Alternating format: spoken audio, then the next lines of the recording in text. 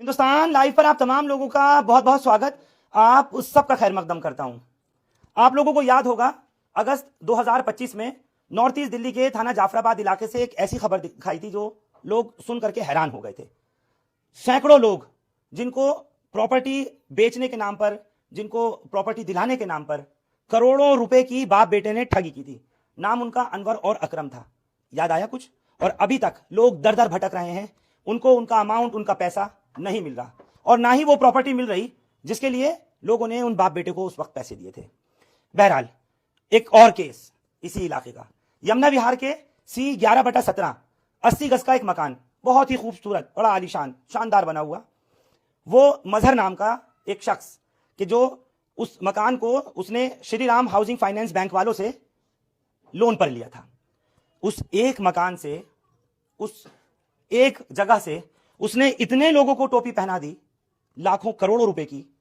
उसी मकान को किसी को दिखाया, उससे बयाने के तौर पर कभी 25 लाख ले लिए, किसी को 10 लाख ले लिए, किसी से 14 लाख, किसी से 7 लाख, किसी से 3 लाख। इस तरह से करते करते लोग एक दूसरे के टच में नहीं आए। अलग अलग वो मुर्गियां फंसाता रहा और उसके बाद फिर चंपत हो गया। आप लोग हैरान होंगे इस बात से कि पुलिस की लापरवाही, पुलिस की कारकर्दगी।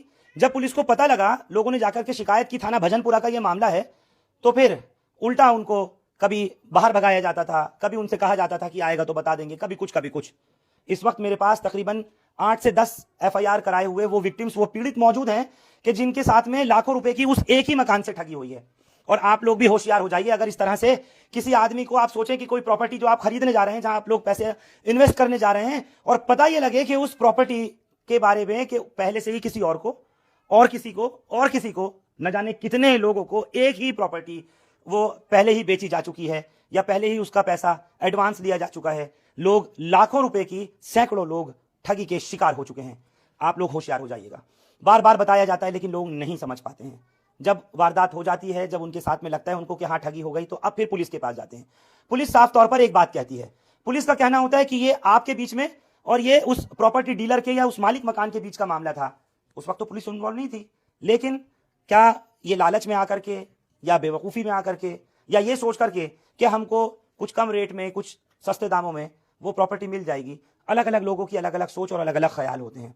आपको आपके स्क्रीन पर जो मैं अब दिखाने जा रहा हूं, इसमें ये आपको महिलाएं दिखेंगी। इस वक्त तो मेरे साथ ये 2 महिलाएं हैं, इनके पास अपनी अपनी FIR है। और कई सारे पुरुष, कई सारे ऐसे लोग मिलेंगे जिनसे उस मजहर खान, उस प्रॉपर्टी डीलर ने पैसा ले लिया। और जिस एक जगह को जो मैंने आपको बताया कि C11/17 80 गज का वो प्रॉपर्टी जिसको उसने लोन पर उठा करके इन सबको बेवकूफ़ बनाकर इनसे खूब मोटे मोटे पैसे वसूले, वही मकान एक एक करके सबको दिखाता था। कभी किसी दिन किसी को पकड़ के लाता था, कभी किसी दिन किसी को। लेकिन इसमें सबसे अहम रोल मैं आपको बताऊं, मजहर खान का नहीं, बल्कि अगर किसी का है तो वो उन दलालों का है, उन डीलर्स का है जिनके संपर्क में ये लोग आते थे। इस तरह के न जाने कितने भोले भाले लोगों को जो डीलर्स हैं वो अपने सस्ते कच्चे लालच के चक्कर में, सिर्फ इस वजह से कि उनको पैसा मिल जाता होगा, लेकर के जाता होगा जिस भी किसी ग्राहक को, और वहां से 5 लाख, 10 लाख, 12, 15, 20, 25, 27 लाख तक के मेरे पास ये केस हैं जो खड़े हुए हैं। 27 लाख रुपए तक दे रखे हैं उसी मकान के, उसी एक ही मकान के जिसके सारे खरीदार खड़े हुए हैं। तो आप सोचिए जरा कि उसमें डीलर को मुनाफा कितना होता होगा। ऐसे डीलरों के भी जूते मारिए, उनका भी जुलूस निकालिए। किसी भी तरह से ऐसे डीलर्स को जिन्होंने इस तरह का धंधा बना लिया, उन फ्रॉड लोगों के साथ मिलकर के, उन टोपीबाज लोगों के साथ मिलकर, कि जो लोग इस तरह की प्रॉपर्टीज को एक के बाद दूसरे को, दूसरे से तीसरे को, एक ही जगह को मल्टीपल लोगों को बेचने का ढोंग रचते हैं और उसके बाद फिर पैसा लूट करके फरार हो जाते हैं। अब कुछ भी नहीं बचा है सिवाय इसके कि ये लोग अदालत की तरफ, पुलिस की तरफ, कानून की तरफ इस वक्त मुतवज्जे हैं और चाहते हैं कि किसी तरह वहां से इंसाफ मिल जाए। सबसे पहले तो मैं इनसे पूछना चाहता हूं कि ये जो एक FIR लेकर के खड़ी हैं मोहतरमा, इन्होंने कितना पैसा दिया और कैसे इस मजहर खान, जिसकी आप ये तस्वीर देख रहे हैं, कैसे ये इसके झांसे में आई। सबसे पहले तो मुझे आप बताइए कि आप किसके जरिए इसके तक पहुंची थी और आपका कितना पैसा था और क्या कुछ आपके साथ हुआ है। जी सर, मेरा नाम है सबिया।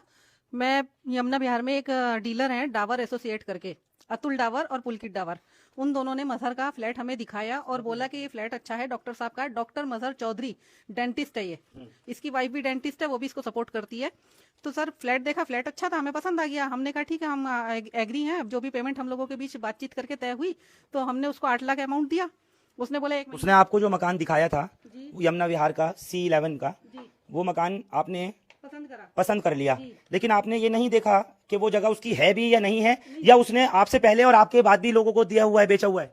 सर हमने पूरे पेपर चेक करे थे, मेरे हस्बैंड ने, पेपर उसके नाम थे, पूरी रजिस्ट्री, पूरे कागज।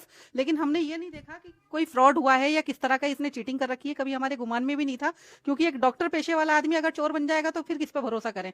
हमने सोचा डॉक्टर है, मेरी खुद की फैमिली में सब डॉक्टर है, मैंने सोचा अच्छे लोग, अच्छा आदमी है, डॉक्टर है, ठीक है, 20 दिन में हमें शिफ्ट होना है। हमें सर अंदाजा भी नहीं था कि मेरा डीलर इस तरीके से करेगा या मजहर इस तरीके से करेगा। आपने सोचा कि डॉक्टर है, लेकिन डॉक्टर ने ही पोस्टमार्टम कर दिया ना, उसी ने काम कर दिया पूरा। जी सर, मजहर और उसकी वाइफ ये लोग दोनों मिलकर चोरी करते हैं और इसके माँ बाप इसके साथ ही रहते हैं। पुलिस कोई सपोर्ट नहीं कर रही। हमारा भजनपुरे थाने से डीसी जो वो है SHO, उनकी तरफ से हमें कोई संतुष्टि नहीं है, बल्कि वो देख के एकदम ऐसे हो जाते हैं। नहीं, अगर संतुष्टि उनकी तरफ से नहीं है तो आपकी फिर भजनपुरा थाने की FIR कैसे हो गई? कैसे हो गई सर इस अगर FIR आपके मुताबिक SHO भजनपुरा थाना आप को नहीं सेटिस्फाई कर पाए, या आप उनकी कार्रवाई से सेटिस्फाई नहीं है, तो FIR कैसे हो गई?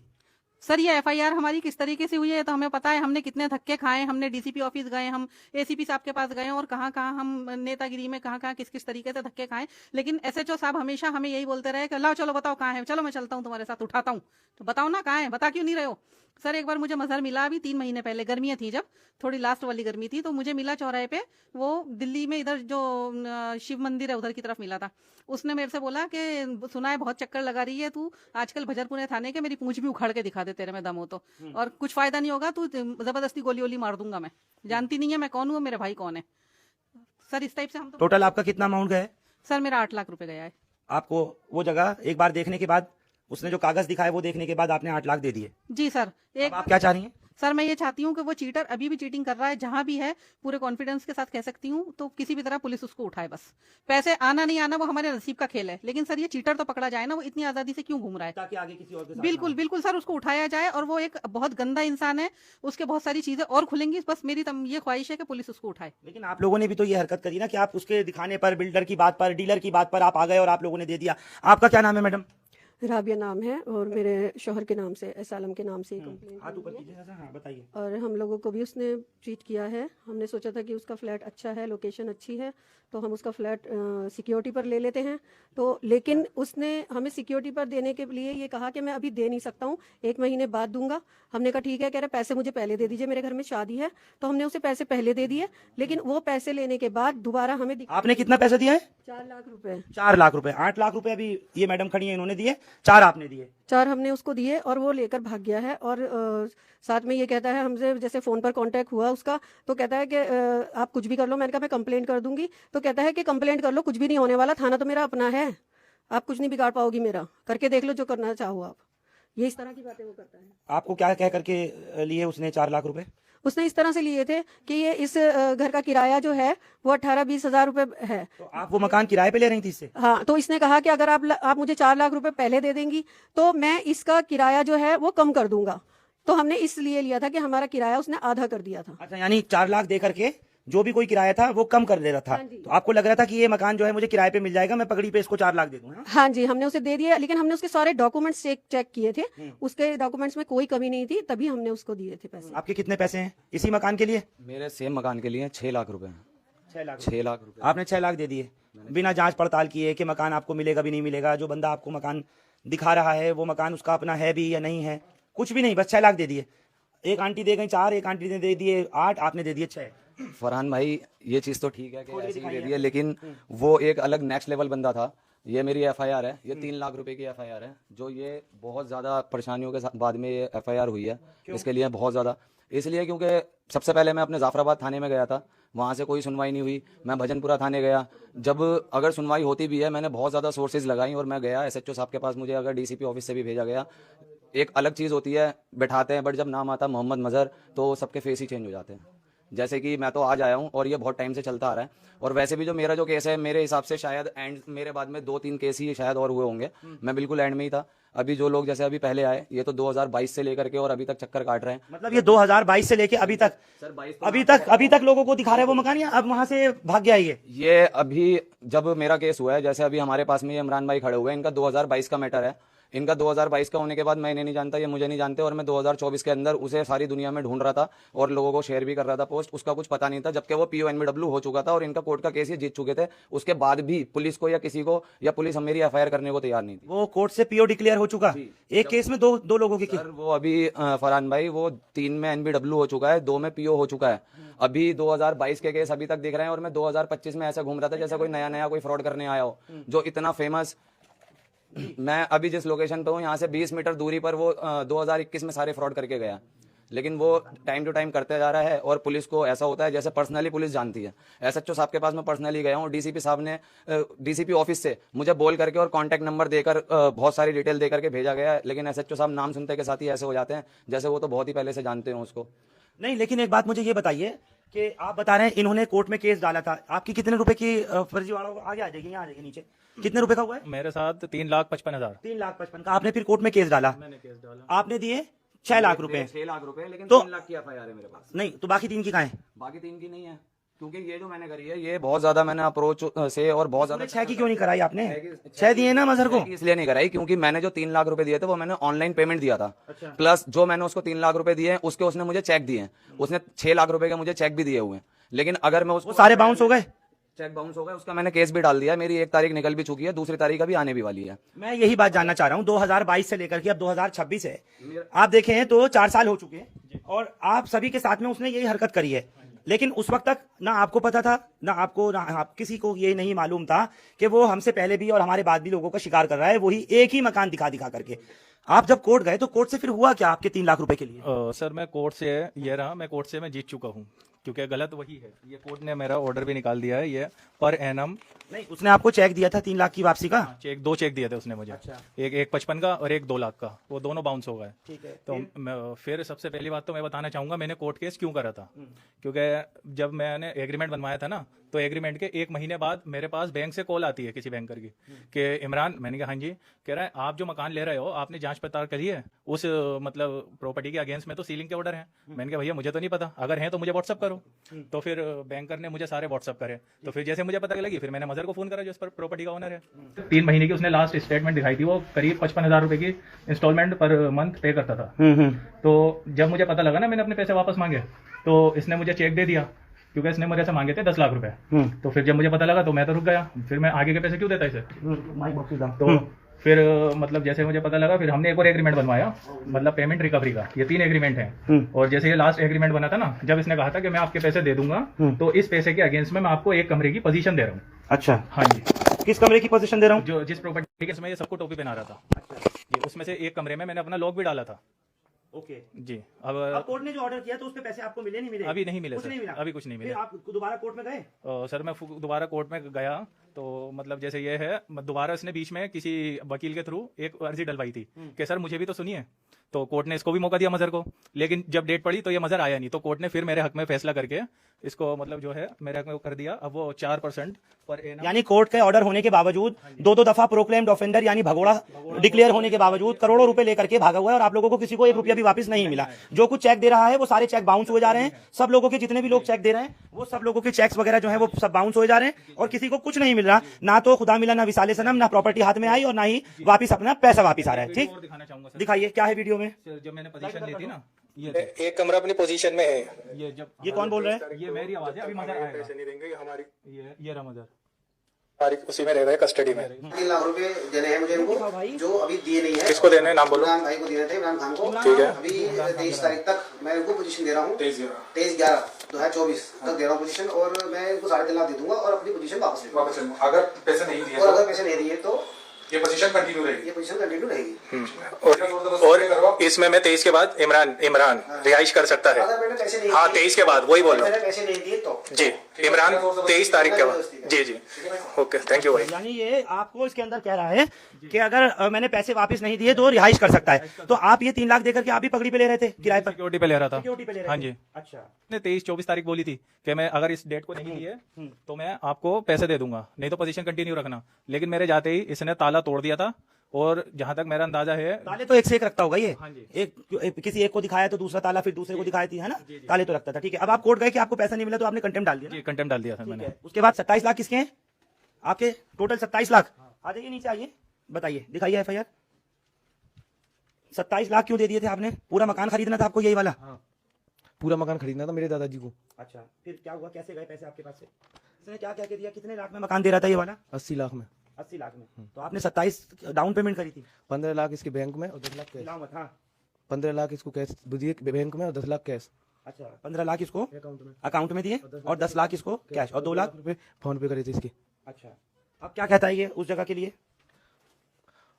अब वो तो चला गया, अब बंद करके उसको बेच के। जगह अब वो किसी और को बेच गया। ठीक है, अब उसके ऊपर कब्जा किसी और का है? कोई और रह रहा है वहाँ? हाँ कोई और रह रहा है। कौन रह रहा है? वो बराबर में उसने खरीदा है कोई। जो बंदा पहले से बराबर में रह रहा था वही रह रहा है वहाँ? हाँ मुख्तार नाम का। अच्छा। हाँ यार बहुत चक्कर काटे मेरे दादाजी ने। डीसीपी ऑफिस गए, एसीपी ऑफिस गए, ये कहता था एसएचओ जाओ, अभी नहीं हो रही है। उसने उससे पैसे ले रखे हैं वजह से। आपका क्या है, आप बताइए, कितना पैसा दिया आपने? हमने 8 लाख रुपए दिया है उसको। टोटल 8 लाख? जी 8 लाख रुपए। अच्छा, हमसे उसने कहा था कि हम जो ना फ्लैट ढूंढ रहे थे सिक्योरिटी पर। दिखाइए एफआईआर दिखाइए। ये एफआईआर है उसकी। अच्छा, फ्लैट कहाँ? यमुना विहार इलाके में ढूंढ रहे थे? जी हमने में हम फ्लैट ढूंढ रहे थे रहने के लिए। फिर? तो वहाँ पे हमें एक न्यू रोड में डीलर है मास्टर जी नाम से। अच्छा, तो उसने हमसे कहा कि एक फ्लैट है मैं दिखवा देता हूँ। वहाँ पे हमें मदद मिला। कौन है वो मास्टर जी नाम का? मास्टर जी नाम का एक प्रॉपर्टी डीलर है, उसके पैर में चोट लगी रहती है, वो खुद नहीं जाता। उसने अपने असिस्टेंट को भेज के दिखवाया हमें फ्लैट। ओके, फिर हमने फ्लैट देखा, हमें फ्लैट काफी अच्छा लगा, एसी लगे हुए हैं, फुल्ली फर्निश्ड है, बहुत अच्छा फ्लैट है वो। अच्छा, तो हमने उससे वो देखते ही पसंद आ गया। अच्छा, तो उसने कहा कि जो ना मुझे पैसे एक बार में नहीं मत दो, थोड़े थोड़े करके अकाउंट में डालते रहना, और 3 महीने बाद मेरे बेटे का हकीका है, वो हकीका मैं कर लूँ, उसके बाद आप ले लेना। 3 महीने बाद मैं आपको कब्जा दे दूंगा। हमने उसको पैसे दिए और लास्ट में आके जब हमने उससे कब्जा मांगा तो उसने मना कर दिया कब्जा देने से। क्या 8 लाख देने के बाद? जी 8 लाख रुपए उसने पूरे ले लिए, उसके बाद उसने हमें कब्जा नहीं दिया। क्या कहा आपसे? उसने कहा कि अभी और टाइम लगेगा। उसने कहा अभी और टाइम लगेगा, 2-3 महीने में ये और दे दो। तो आप भी इसको सिक्योरिटी पे ले रहे थे? हम सिक्योरिटी पे ले रहे थे। तो आपसे क्या क्या के वादा किया था इसने? कितने पैसे दे दो और मैं फिर कितना किराया दूंगा महीने? 8 लाख रुपए देके कोई किराया नहीं, बिल्कुल 0 किराया हो जाएगा। अच्छा, आपने कहा मैं 8 लाख दे देता हूँ, फिर किराया 0 हो जाएगा, मैं रहता रहूंगा। लेकिन आपको नहीं पता इससे पहले तो और चने भून चुके हैं। अगर पता होता तो हम उसे देते क्यों पैसे। बस अब मैं ये चाहता हूँ कि उसके खिलाफ जो एफआईआर हुई है इसके खिलाफ पुलिस इसके खिलाफ कार्रवाई करे, एक्शन ले। ठीक है, पुलिस कार्रवाई करे, एक्शन ले। आपका क्या नाम है जी? मेरा नाम खालिद है। ये केस है अपना 12 अगस्त 2024 का। एक सलीम नाम के डीलर हैं जो मोबिन चौक पे रहते हैं। उन्होंने मेरे को C11 का एक ये बताया कि मैंने उनसे कहा रखा था, मैंने कहा अदरवाइज कोई आपके पास कोई सिक्योरिटी का कोई फ्लैट आता है तो प्लीज़ मुझे बताना।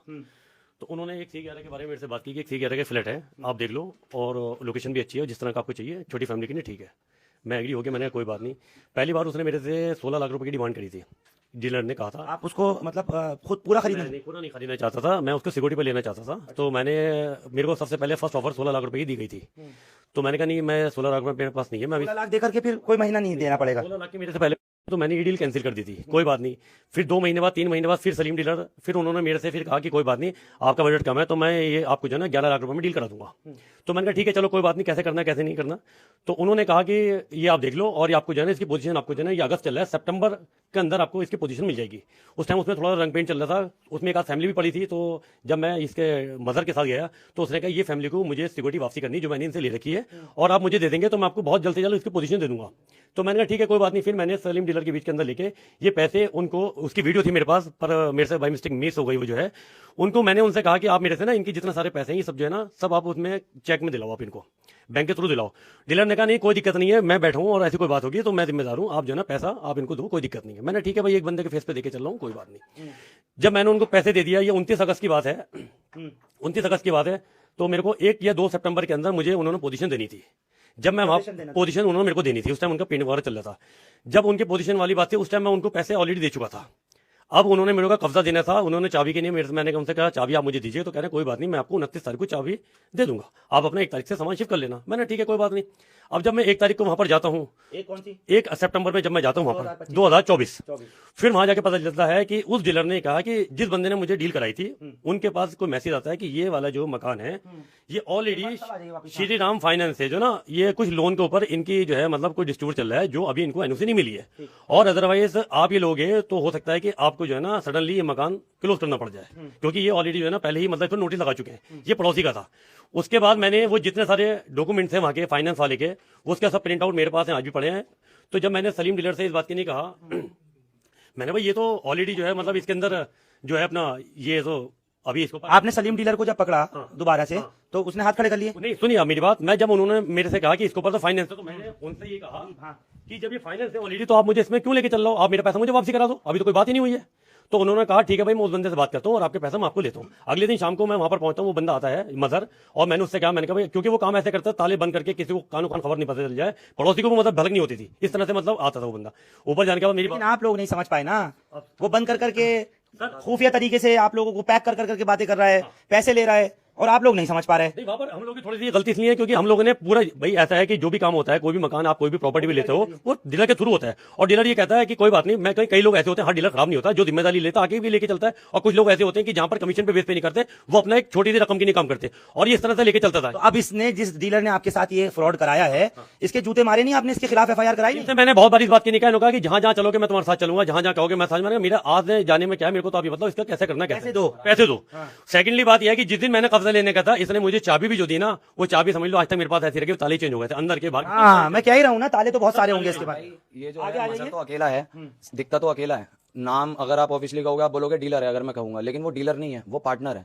कैसे पार्टनर है? मैं मजहर को, मैं बिल्कुल है, लेकिन क्या है कि पुलिस उसको नहीं बढ़ाना चाह रही है, और वो मजहर के मजहर पे खत्म कर रही है, और उन्हें पता, पुलिस को पता है, नहीं पता है, यहाँ तक कि हम ये लोकेशन बता रहे हैं कि पिछले 2 महीने पहले तक ओखला की लोकेशन में वो था। कहाँ था ये हम तो नहीं ढूंढ सकते, पुलिस का काम पुलिस करेगी। अब डीलर का क्या मैटर है? आपने बोला कि 6 लाख रुपए दे दिए, 6 लाख रुपए भी ऐसे नहीं दिए जाते। जब मैं लोकेशन पे पहुंचा था तो लोकेशन की एक माहौल देख, नहीं, ये लोकेशन आप कहाँ से दोगे? आपके पास थोड़ी कुछ ट्रैकर वगैरह लगे हुए, आप लोग तो पहले ही लुट के बैठे हो। जब मैं उस प्रॉपर्टी पे पहुंचा था तो उस प्रॉपर्टी को देख करके लग रहा था कि यहाँ पे सब कुछ ठीक नहीं है, जो उसकी लैंग्वेज, जो उसकी जबान थी कि ये ठीक नहीं है। मास्टर जी पैसे देने से पहले, मास्टर जी डीलर है, मास्टर जी सेकंड। जब आपको एक मिनट रुकिए, आपको जब ये लगा कि ये मामला सब कुछ ठीक नहीं लग रहा, तो फिर आपने पैसा क्यों दिया? डॉक्यूमेंट सामने थे, और मेन चीज है कि बहुत पुराना ट्रस्टेड बंदा है राजकुमार, जो मेरे फादर के मिलने वाले हैं। उन्होंने पहले भी हमें मकान दिलाया, और कोई भी सेल जो भी काम होता है उन्हीं के थ्रू होता है। उन्हें हमने बताया, वो हमें वहां पर लेकर गए, उन्होंने मिलवाया एक जगदीश ठाकुर जो है वो मेन रोल है। यानी सब लोग जो है ना, आप लोग एक दूसरे के भरोसे में ही खत्म हो। चलिए, बहुत वक्त अब नहीं है मेरे पास में। जी सर, SHO साहब की तरफ से बिल्कुल भी मतलब लगता ही नहीं है जिम्मेदाराना अंदाज, जैसे उनकी जिम्मेदारी है। उनकी जिम्मेदारी है क्रिमिनल को पकड़ना सर। रेप करने वाला या मर्डर करने वाला ही जो है वो क्रिमिनल नहीं होता है। ये खुलेआम बंदूक लेके घूम रहा है, सर। और जिस तरीके से ये जान से मारने की धमकी दे रहा है। उसको धमकी दी है सर? मुझे धमकी दी है उसने, शिव मंदिर के पास में। मैंने DCP ऑफिस में कंप्लेन की हुई है। हाँ जी सर, आज तक मिली है विद रिकॉर्डिंग। अगर ये ऐसे नहीं होती, मुझे DCP ऑफिस में मैं जाकर, और मैंने 2-3 बार गया और मैंने बताया कि मुझे मारने की और फंसाने की, गलत चीजों में फंसाने की धमकी मिल रही है, और बड़े बड़े लेवल के नाम मुझे बोले जा रहे हैं। जब मैंने वहाँ किया तो वहाँ पे रिकॉर्डिंग सुनी DCP साहब ने, और मुझे पेन ड्राइव बोल करके और मुझे भेजा जाफराबाद थाने के। जाफराबाद से अभी होगी और वहीं से FIR होगी। मेरी FIR नहीं हुई जाफराबाद से, उसके बाद बहुत टाइम काटने के बाद में भजनपुरे से मेरी FIR हुई है, और ये NCR मेरी जाफराबाद की है, और सेम ही चीज वो सबको धमकी देता है। सवाल सीधा सा है और सब कुछ समझ में आ गया। मुझे लगता है कि इस 32 मिनट की अब तक की इस लाइव कवरेज में आप लोग समझ पाए होंगे कि अगर गलती इन लोगों की भी है कि इन्होंने उसकी बातों में आकर के, और एक ने बंदे ने इतने लोगों को चूना लगा दिया, प्रॉपर्टी भी एक ही वो और बंदा भी वो एक ही। पर्सनली DCP साहब ने मुलाकात के लिए बुलाया। DCP साहब बिजी थे उस टाइम पे, वो बाहर बैठे हुए थे, तो उनके PO ने कहा कि आप आपस में बात कर लो कि मैंने जो जाए यहीं पे उन्हें FIR ना करनी पड़े, उनके रिकॉर्ड में ना चढ़े, क्योंकि वो मोहम्मद मजहर को बहुत अच्छे से पहले से जानते हैं। बहुत सी FIR है, IOB और पूरा DCP साहब पूरा महकमा जानता है, फिलहाल तो जानता है, क्योंकि हम इतना ज्यादा SHO साहब तो बहुत पर्सनली जानते हैं, क्योंकि जब भी कोई जाता है तो मोहम्मद मजहर के नाम से उनकी लैंग्वेज चेंज हो जाती है, क्योंकि उनको पता है कि ये मजहर का केस है। मतलब IO का मोटिव ये था कि मैम को, और ये घबरा भी रही थी, मैम थी, मैं था, और कोई भी था हमारे साथ में, एक और भी थी। तो हम 3 लोगों को उन्होंने बहुत ज्यादा मोटिवेट, बहुत ज्यादा मतलब उलझाया कि FIR में कुछ नहीं होता, पैसा किसी का नहीं मिलता, तुम्हारे पैर घिसेंगे। हमें पैसे से मतलब नहीं है, हमें मोहम्मद मजहर से मतलब है, जो उसने हमारे साथ किया और कंटिन्यू कर रहा है, और आगे किसी के साथ ना करें, आगे किसी और के साथ ना करें, और लोग उसके चुंगल में ना फंसे, उसके जाल में नहीं आ जाएं। इसलिए ये लोग कह रहे हैं, हालांकि ये तो कह रहे हैं कि अभी तक पकड़ा नहीं गया, 2 बार वो कोर्ट के जरिए प्रोक्लेम्ड ऑफेंडर डिक्लेयर हो चुका, पुलिस पकड़ नहीं रही है, कुछ हो नहीं रहा, हमारे पैसे मिले ना मिले, हमारे पैसे मिले नहीं मिले। अरे भाई, 27 लाख, 12 लाख, 15 लाख, 3 लाख, 7 लाख, 10 लाख, जिसके अपने गए हुए पैसे हैं, जाहिर सी बात है वो मिलने चाहिए, और उसी शख्स को देने होंगे, उसी मजहर खान को, जिसने इतने सारे लोगों को बेवकूफ़ बनाया और एक ही प्रॉपर्टी को देने के नाम पर इस तरह से इन लोगों के साथ ठगी की है। अब ये कहाँ जाएं, किस दर जाएं, किस घर जाएं, और कहाँ जाकर के फरियाद करें, ये अपने आप में बड़ा सवाल है। मैं फिर कहता हूं आप तमाम लोगों से, होशियार हो जाइए, समझदार हो जाइए। अगर आप ये सोचें कि आप जिस प्रॉपर्टी को खरीदने बेचने जा रहे हैं उसको और भी लोगों को किसी को बेच रहे हैं, वो लोग जो आपसे खरीदे हैं, तो आप ये समझ लीजिएगा कि कहीं ऐसा ना हो शिकार आप इसी तरह बन जाए। आपको याद है किस तरह वो महिलाएं बिलक रही थी, रो रही थी जाफराबाद का? ज्यादा दिन पहले का मामला नहीं है, अभी 7-8 महीने पहले की बात है, आपको लाइव दिखाया था। अब तक वो तमाम औरतें, तमाम घर वाले जिन्होंने अपनी जिंदगी की गाड़ी कमाई, एक एक पाई इकट्ठी की थी मकान लेने के लिए, वो अनवर और अकरम दोनों बाप बेटे लूट के ले गए, भाग गए। ना घर मिला, ना पैसा आज तक वापस मिला। सेम बिल्कुल इसी तरीके से यही केस है। लोगों की अपनी भी लापरवाही है और लोगों को ये चाहिए कि इस तरह के जो डीलर्स होते हैं, जो दलाल होते हैं, जो महाठग हैं, असल उनकी वजह है वही दलाल अपनी चंद टकों की दलाली के चक्कर में इस तरह के लोगों के बीच में आ जाते हैं और वो ऐसे जो बड़े मछलियां बैठी हुई हैं उन तक, इन भोले भाले लोगों तक उनको पहुंचा देते हैं और वहां पर उनका फिर राम राम सत्य हो जाती है। मुझे ऐसा लगता है कि अब वक्त आ गया है ऐसे लोगों को मजा चखाने का और उन लोगों की सही करके पुलिस के जरिए कानूनी दायरे में आरती उतारने का जिन्होंने इस तरीके की हरकत करी है। और ऐसे लोग कब्र तक बिल्कुल पहुंचने चाहिए अदालतों के जरिए कि जिन्होंने लोगों की जिंदगियां इतनी खराब कर दी, उनका इतना पैसा लूट खा लिया कि बहुत से लोगों ने खुदकुशियां तक कर ली, बहुत से लोगों ने अपनी जानें खत्म कर ली। तो क्यों ना वो जो ऐसा काम करने वाले हैं उनके साथ फिर अदालतें सख्त व्यवहार करें कानून के दायरे में। बहुत बहुत शुक्रिया आप लोग हमारे साथ यमुना इलाके से इस खबर पर जुड़े। हिंदुस्तान लाइव फरहान या यूट्यूब पर सब्सक्राइब कर सकते हैं और क्लिक कर सकते हैं बेल आइकन हमारी खबर की पहली नोटिफिकेशन के लिए। फेसबुक पर हमारा पेज हिंदुस्तान लाइव फरहान या फॉलो और लाइक कर सकते हैं। Thank you for now.